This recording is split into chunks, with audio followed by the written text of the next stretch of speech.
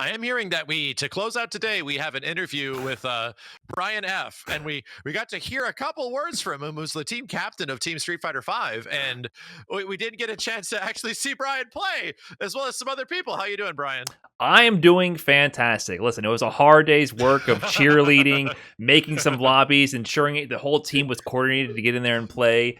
And, there's something to be said about being a great player, but there's something to be said about being a great scout. And I'm happy to say I scout them like no other. Yeah, like we were seeing some crazy performances like left and right, and I mean Idom is just clearly one of the best Street Fighter V players. You see that talent and that pedigree like carry over in several ways into this game. How much do you feel Street Fighter V knowledge and understanding and just like awareness helps you out in Street Fighter 6? Okay, this is the time for the Street Fighter V players to pop off, okay? Everyone going into this for years has questioned the legitimacy of the Street Fighter V players. See me in Street Fighter 4, see me in Street Fighter 6. Well, we're seeing you right now, and I think it's clear Street Fighter 6 is its own game, but there is a certain foundation that is very Street Fighter 5-esque to it. And also, listen, if you're an active competitive player, you're an active competitive player. If you're at the top of the game of Street Fighter 5, you're going to be at the top of the game of Street Fighter 6 if you put the same work in, right? And I think Idom has proven that. Snake Eyes has proven that. Just a Kid, he did work too. He's proven that. JB and myself, maybe we would have a chance to prove that if anyone could even keep up with those two.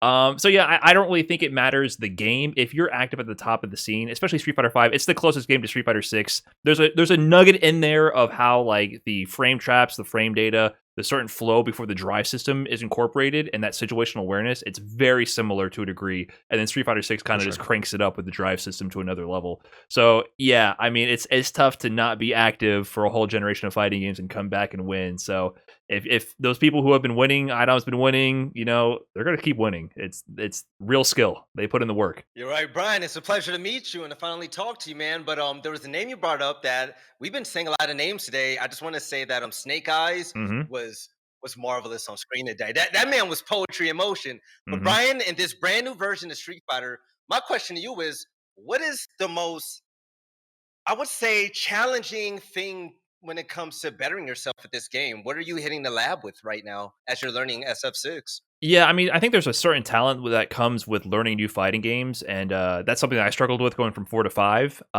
It's like how to learn, right? I think your first fighting game is hard, your second fighting game is even harder. So I think what you really have to master in terms of any Street Fighter game is just understanding a basic game plan in neutral. What are your buttons that you want to press around in this space? Don't overcomplicate it. These are the buttons you focus on, which will force them to jump. And then what's your anti-air, right? That is Street Fighter 101. You get that down, then you go, okay, what's a basic punish combo from a jab? What's a basic combo if I counter a drive impact? Have a few key components in place, and then you'll be able to evolve from there. So like everyone starts with those few basic items: your buttons, your anti-airs, your basic combos, your like jab conversions. Then slowly you add everything else that comes with that: the conversions, the situational awareness, your setups, all the sauce that comes later. So I mean, for me, basically, it's just grinding muscle memory, right? Like my day one is as good as anyone's day one, which is not good, right? Dropping every combo, messing up every punish, and then it's just about repetition and time. And so I've just been repeating my combos, muscle memory, my setups, my punishes over and over and over. So I've just been going to the lab, just doing the same basic B&Bs over and over, just so that when you land that drive impact counter and then there's in the corner and then you have all your meter, you don't just drop the ball, right? That's your chance to do 600 damage into CA, land it. You don't want to be a deer in headlights in that moment. So I think it's just a lot of grinding and muscle memory after you know the basics. Yeah, and we have to like remind ourselves as content creators and people that are so used to this stuff of like, yeah, there's a bunch of new folks that are looking, how do we even approach this? And that's the best way to put it, to start off with simple basics, accept those simple basics, and then just kind of go from there and move into the things that that are looking for fun or you're looking to get better and whatnot. Brian, congratulations, guys. I can't wait to see you tomorrow. We're going to conclude the show for today, but I'm looking forward to seeing you play at some point. I'm not. I'm enjoying my position in the spectator seat, so I'll be watching with you guys. All right, appreciate it, Brian. Have a good one, dude. Thank you. You too.